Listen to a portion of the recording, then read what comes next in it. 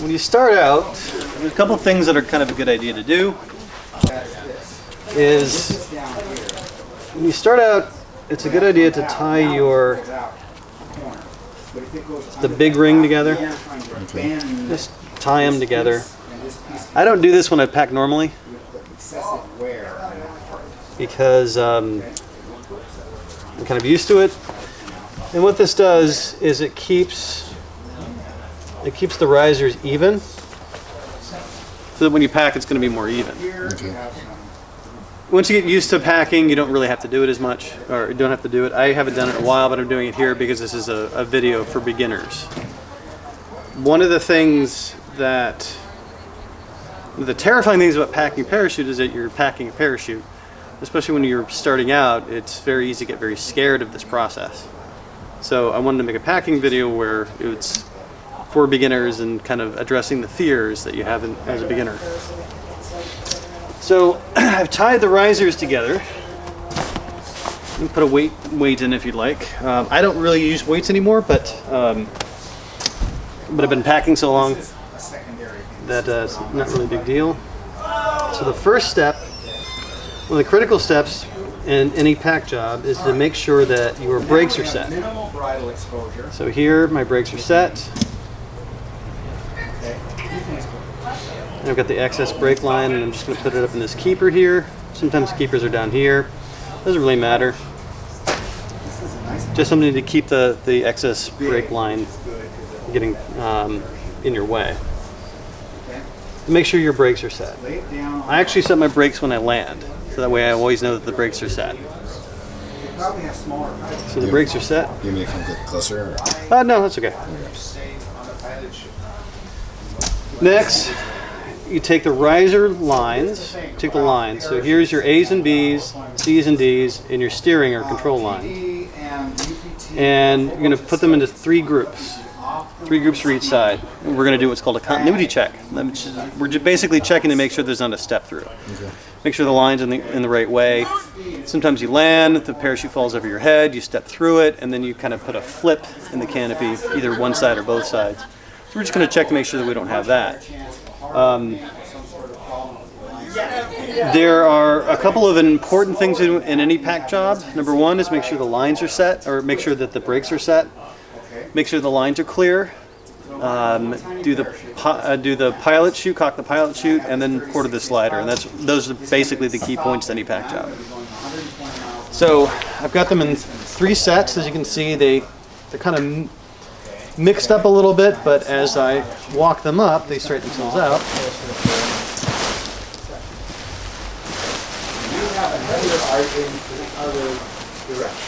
What I'm looking for is you can see that the control lines are at the top. Mm-hmm. The C's and D's are in the middle, and the A's and B's are in the bottom, and they're not crossing at any point. So I'm going to look back.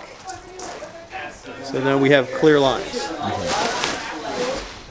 Once we have clear lines, I can join them all together, and I don't need to keep them separate anymore. So come over here for a second.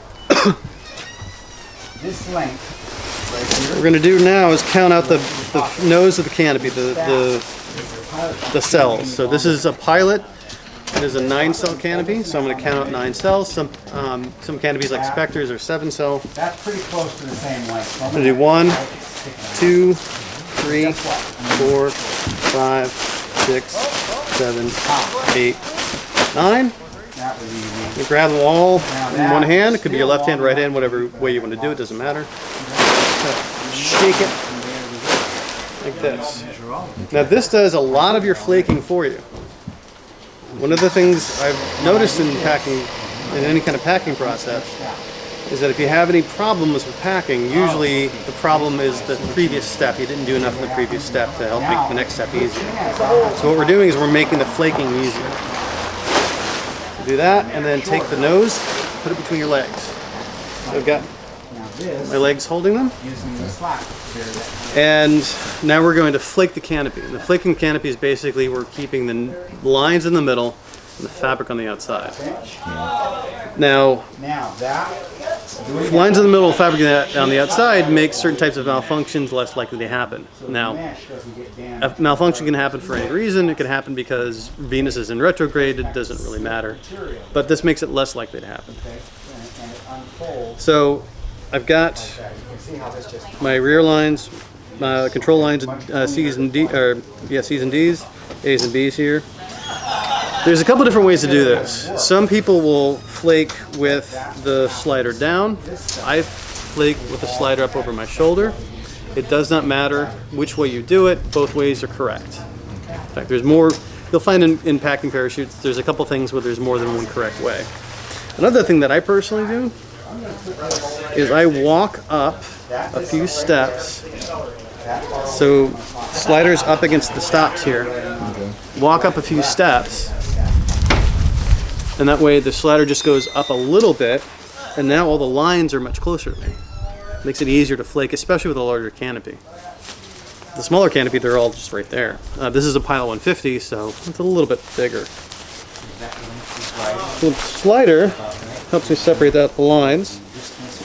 So now I've got the left side of the canopy here and the right side. What we're going to do is just go to the A's, the B's, the C's, and D's. Pilots or aerodynes in general, so Pilot 7s, Zulus, which are not a beginner canopy, they actually color code their tabs, their attachment points. So it makes it really easy. For example, the A lines are blue. So we have 4 A lines on the left side. Since it's a 9-cell canopy, yeah, we got 1, 2, 3, 4. Now they're all right there, and that kind of whipping action kind of put them there, which makes it a lot easier. So I got 1, 2, 3, 4. The joke is if you can count to 4, you can pack the canopy. If you have a 7-cell canopy, there's 3 attachment points instead of per line group on each side instead of 4. So if you have like a Spectre, then as long as you can count to 3, then you can pack a parachute. So here's my 4. There's another one. This is the attachment point to the side. So I've got my other 4 here. So these are my B lines, and I'm just going to put my arm in here and just push the fabric to the outside. So it's this little fold like this. So lines in the middle, fabric to the outside. Again, because of that little flicking action that I did when I was grabbing the nose, I've got the other 4 lines here. So what I'm doing is I'm using my fingers to hold on to the line groups so that they don't move out. I'm just flaking the canopy, getting the fabric on the outside. And then finally I've got my D line. So I've got 3 here. I'm looking for the number 4, and there it is right there. These tend to spread out a little bit more, and that's okay. Just grab them together. Here's the folds. Here's 1 fold, 2 folds, 3 folds, 4. And I want to put that out. I'll do that. Now, there's more than one way to do this flaking process, but what we're looking for is to have the lines in the middle. So here's the left side of the canopy. The lines are in the middle. Fabric is on the outside. Okay, we'll do it on the other side. 1, 2, 3, 4 for my A's. 1, 2, 3, 4 for my B's. Folds between them. Lines in the middle. Fabric on the outside. My C's are kind of spread about over here, so no problem. I just count them out. 1, 2, 3, and there's a 4th one right there. 1, 2, 3, 4. And then the other one is the attachment point here. You can see that's attached to the side. But we're looking for the free ones, the ones that are kind of floating around. Fabric on the outside. D lines.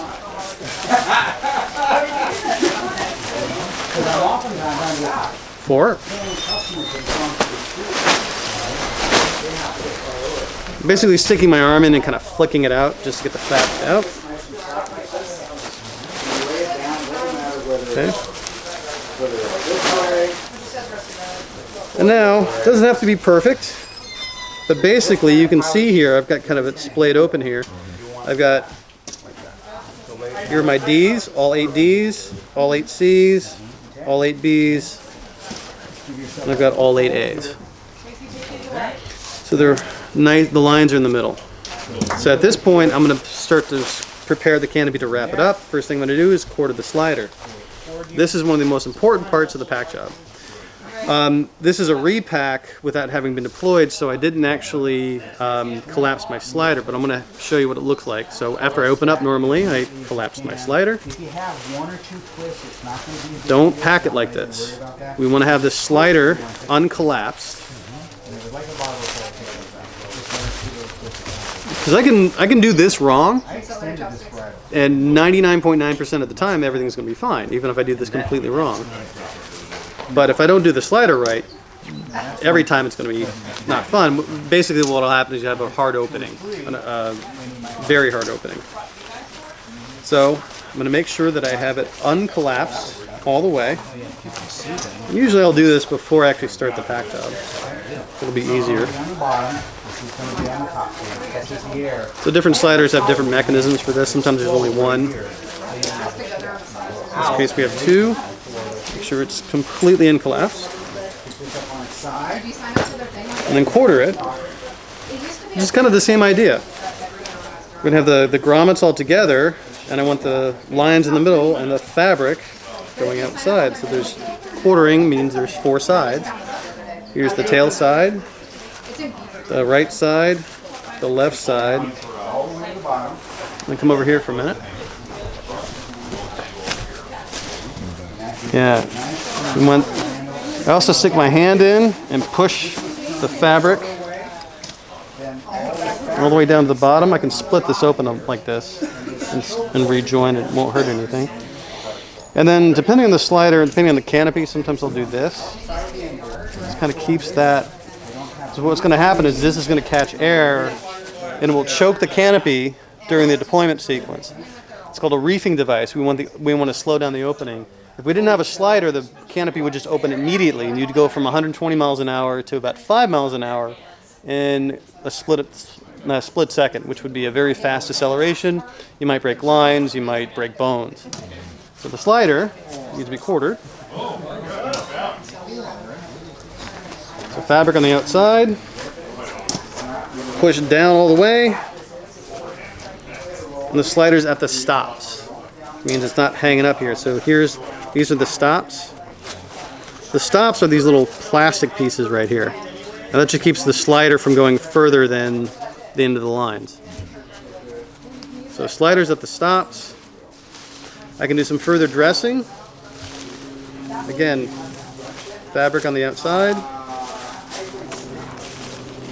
Fabric on the outside. Lines in the middle. Kind of wrap that around a little bit. See this line right here? It's kind of gone over here. Probably won't hurt anything, but it can damage your canopy if this is rubbing up against that during the deployment sequence. I'm just going to flip that out. Tuck it under. Now,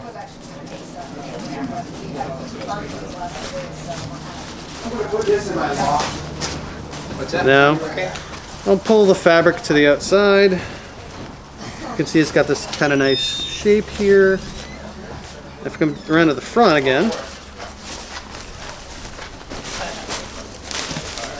got this nice kind of flat shape here. An optional thing that I do with some canopies, you don't have to do this. So this is a 9-cell canopy. I'm going to count out 4 cells, the 4 side cells. 1, 2, 3, 4. I'll take them. Those 4, and tuck them in, like that. Here's the center cell. I'll leave that alone. Take the other 4 on the other side and just kind of tuck them in.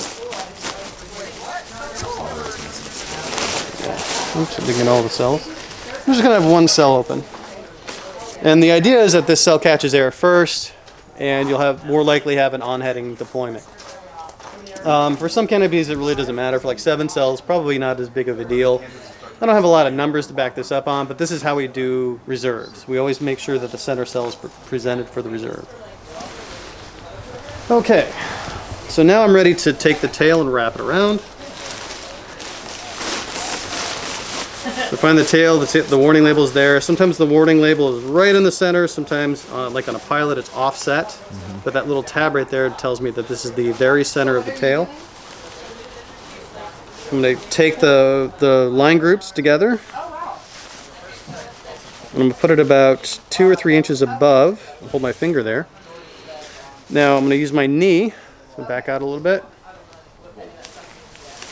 What I'm doing is I'm just keeping the lines in the middle by doing this. Okay. Do the same thing on the other side. Just kind of keeps everything but the tail from wrapping around. Again, I'm just going to check to make sure that the slider is presented in the center there.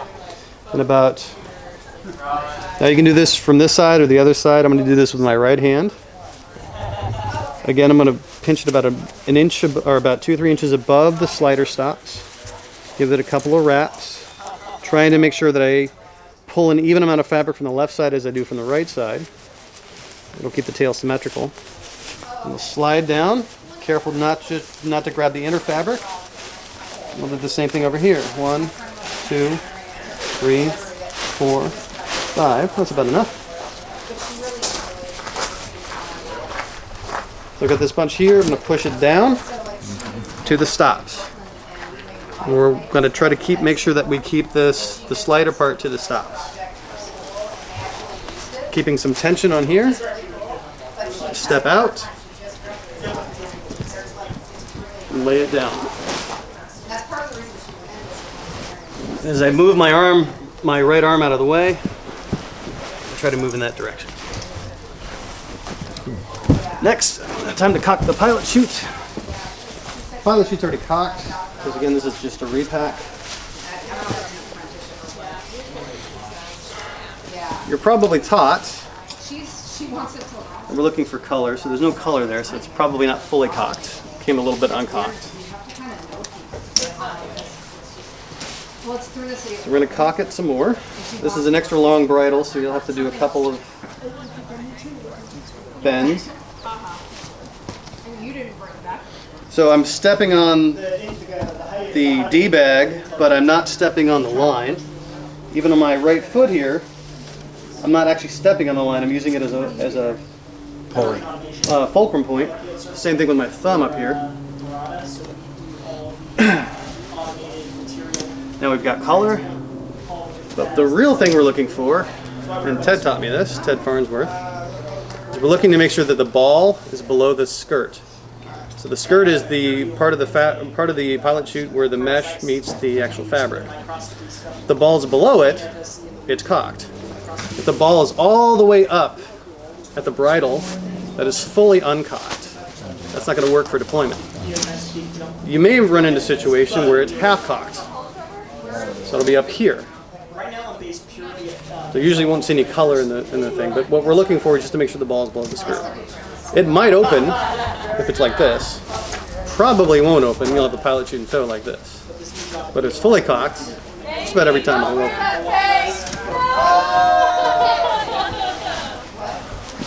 So more or less, we've got this kind of heart shape here. I'm just going to do a little bit of dressing, straighten it out. Then I'm going to put the D-bag in the center here. And what I'm going to do is I'm going to try to get this parachute into that little bag. There's a couple of ways you can do this. The way I'm going to show you right now is the way Ted Farnsworth taught me. It's a little bit different than what we traditionally use, which is yes fold. There's more than one right way to do things.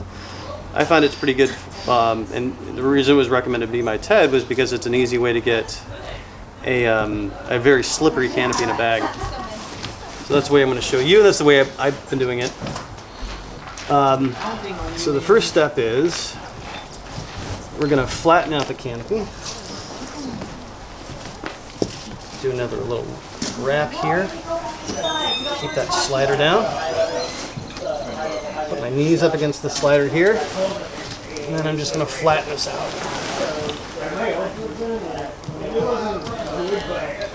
Thing to avoid that I see people doing, and I started out doing this until I was corrected, is don't do this. Just sliding across.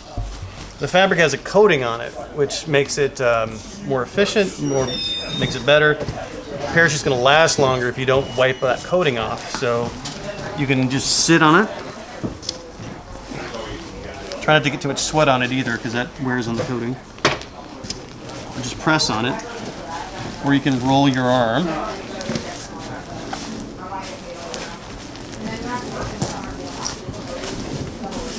Now it's nice and flat. To the other side. The flatter it is now, the easier it will be to get in the bag.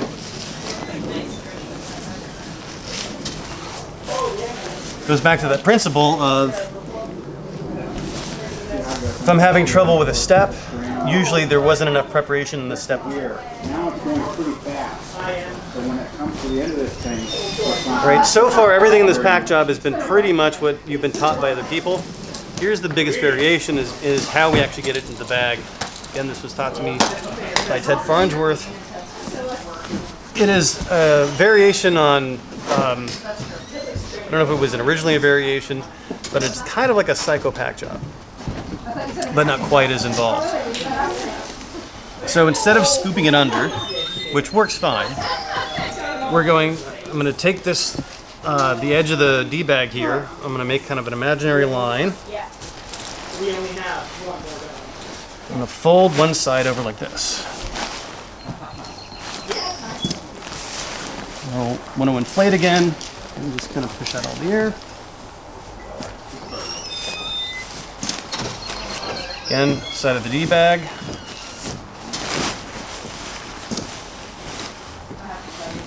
So use this hand here to build that fold point right there. Oh, okay, so you're not like, I was trying to do that with her. You got this extra excess over here. Tuck it under.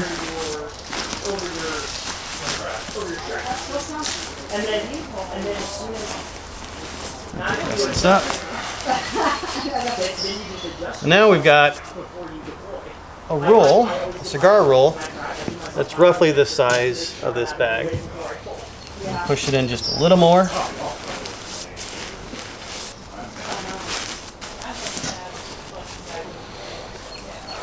Now I'm going to take this, push it off to the side. I'm going to fold this. So I'm going to divide it up into about threes. Kind of depends on the canopy. I'm going to do threes here. So one. And then, depends on the size of the bag. I'm going to go ahead and just start rolling right now. You're just going to roll this to a tight little sleeping bag. Underwear exchange. Right about steering line. the tip of the tail there. Look at this little extra excess out here. No problem. You stuff it in. It's just ears. There's no lines in there. Now I have this nice tight roll here. Very easy to control. So this canopy's probably got almost 1,000 jumps on it, maybe. At least 800. So it's not very new. So it's not trying to slip and spill out everywhere. But if you did have one that was trying to spill everywhere, then this would be much easier to get into the bag, I think at least. Again, this may be for you, it may not be. I learned the original S-fold method, and it took me about 15 pack jobs, 20 pack jobs, to where I could do this as quickly as I could do the S-folds. So anytime you change your methodology in packing, it's going to take some extra time to get used to it. But once I was used to it, it's pretty easy, just like anything in muscle memory. So take the D-bag, slide it over, up over here.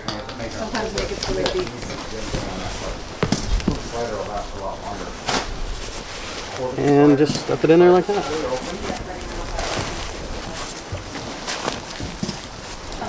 That's all it takes.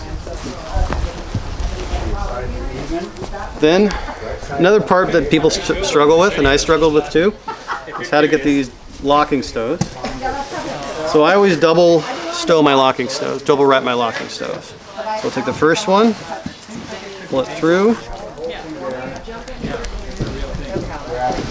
3 fingers here. I'll use 2 fingers to bite and pull through, about 2 to 3 inches of bite, but I need to double wrap it, so I use 2 fingers here. I'm pulling, so I've got this nice little space right here. I take 1 finger, pull that out, and just push that through.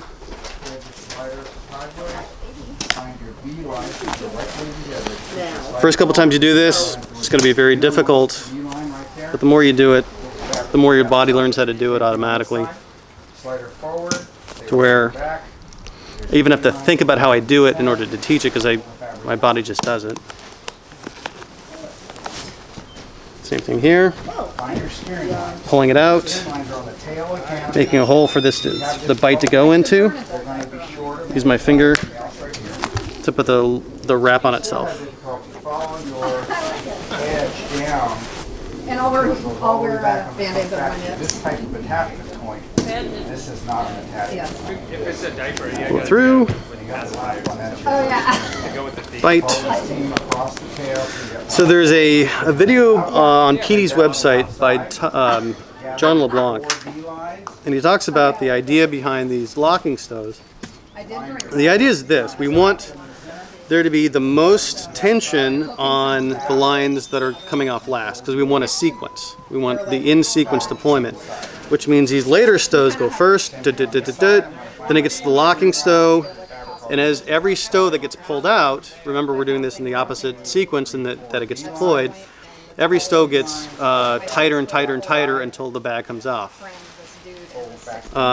That makes sure that the easy ones come off first, the tighter ones come off last.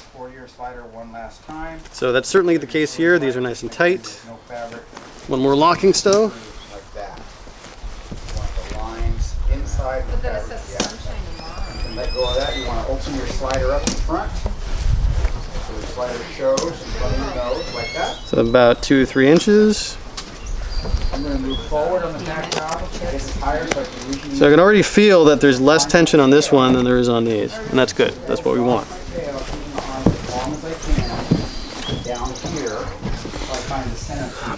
So one thing that I see is I'll see something like this. I'm gonna do these couple kind of the wrong way. Not really the wrong way. Follow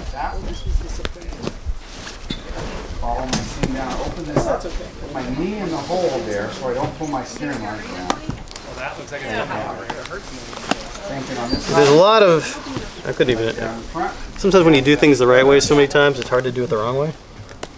Make a nice aggressive. But something like this, where we have a lot of Choke it down.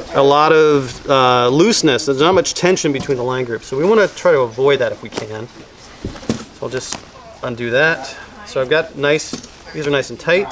Tension on this fold. So the way to avoid that is I'm keeping tension between this this stow and this stow. Lay it down with my lines tight. And then let it straighten back out. And now I've got some tension here, so that one's good. Now the roll of the tail. same thing for the rest of directly these. underneath this seam right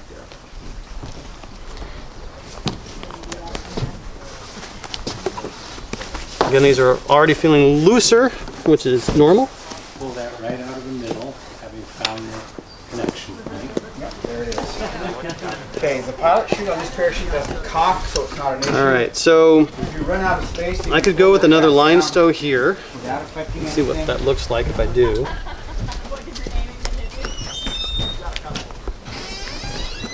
All right. This would probably work, but I like to have a little bit more room Nice triangle here. because you want this, when it comes out the back, you want it to have a little bit of acceleration so that there's some speed when it hits this. This triangle right here. There's not as much speed, it can start to twist, but we want this thing to have a little bit of speed. This is a little bit long, Diamond right there. but a little bit longer is better than a little bit short, I think. So I'm going to go ahead and just leave that last stow, and I'm not going to do the other stow. I've seen people have like double this to be okay. So this will be fine. So I'm going to pick up the bag. The lines are pointed towards the bottom of the container. I'm just going to walk it over in the same orientation. I'm not going to change the orientation. Drop it in the container. So I've already removed the weight off of that, the weight from the container. I'm going to check the color again. It's got color, but I'm also going to check to make sure that the ball is below the skirt. Doesn't matter. Which it is. Pilot chute is still cocked. Sometimes you may run into a situation where during the packing process you semi-uncock the pilot chute. It's no big deal, you can just recock it. I'm going to pull off the tie that I used to tie the risers together. Again. And depending on the rig, for these rigs, these are icons. I tend to do the D-bag and close it first and then do the risers. On some rigs, it's actually much easier to do the risers first. So I'm going to do the risers first. Every rig's a little bit different on how they do these, on how they handle the risers. Here, I'm just going to follow the 3 rings, so I'm not going to twist them. I'm going to put them in with the toggles against the reserve pack tray. I'm going to tuck it into that little channel. I'm going to close the risers. These are magnetic riser flaps, so they go in pretty easily. You may have just tuck tabs. You may even have Velcro. Still see them on some older rigs. Same thing. Some rigs like Infinities have these flaps that cover up these. These don't. These are a little bit longer and they cover up the risers. All right, so the risers are closed. And put the bridle, pilot chute bridle off to the side. Now I've got all this line here. We just need to make sure, so here's the closing flap, I'll flap that up. I'm just going to kind of deposit it in a little circle snake there. That's fine. 2 corners are in. I'll grab this, close it. Some rigs will have the closing loop at the top, some will have the bottom. This one has it at the top. They're actually numbered here, so this one's faded. This is 1, 2, 3, and 4. Most rigs are bottom, top, right, left. The mnemonic tool of Big Titty Rich Lady. Some rigs like Javelins are bottom, top, left, right. So consult your manufacturer. This one's bottom, top, right, left.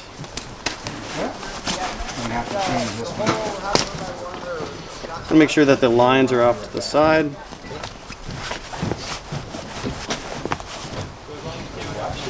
Keep my knee in there to keep it from unslacking.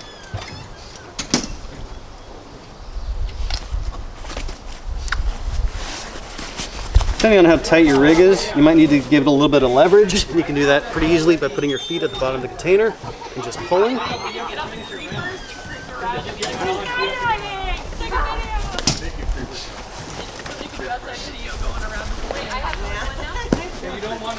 So we get the closing loop out. Again, I'm keeping tension by pushing this way. It's a lot easier to do this than it is to do this. So just using some physics to leverage to keep it a little bit easier, exert less. Put my knee on it. As I'm doing this flap, and just dress this up a little bit. Put the fabric in, put the lines in, pull the flap over.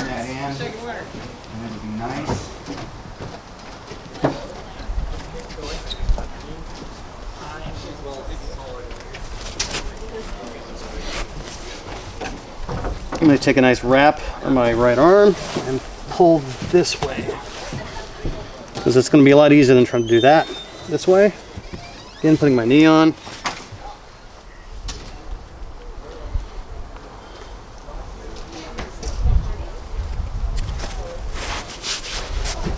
And then pulling this way. Pull enough of the closing loop that I can stick my closing pin. Okay, so your line stove. Some people like a smiley face, some people like a frowny face. You don't want to have. It doesn't really matter as long as you have the closing loop through, not like this, but like this. Now to get this out, one thing we're going to do is we're going to push it under so that most of the fabric is underneath the loop. Let's just prevent some wear and tear in the loop and pull out slowly. That's a fine speed. Tuck the excess bridle in, but at the top, we're going to leave an inch to pinch. I'm just tucking this under the flap there, but I'm not going to tuck it like this, because this can cause a malfunction. So I'm going to leave about an inch, and I can stuff that extra material up there, under there. Every rig is differently. Every rig does this differently. All right. I'm going to push this under here, and then we're just going to route it. Every rig's a little bit different in how they route these. These go all the way through here. This part can get really tight depending on your how much canopy you have versus the bag. So a little trick is give it a punch. Now it's much, much looser. He did. We call that percussive adjustment. For pilot chute, there's a number of different ways to do it. This is the way that was taught to me again by Ted Farnsworth. I'm going to try to have the apex of the pilot chute close to about that distance from the bottom of the container pouch. I'm going to fold this half this way and half that way. And that just keeps the bridle from rubbing up against the mesh. The mesh will wear out quicker. Fold it back down. What I roughly want is I want this size to be about the size of my BOC. It could be a little bit larger, a little bit smaller, but roughly the same size. I fold in thirds.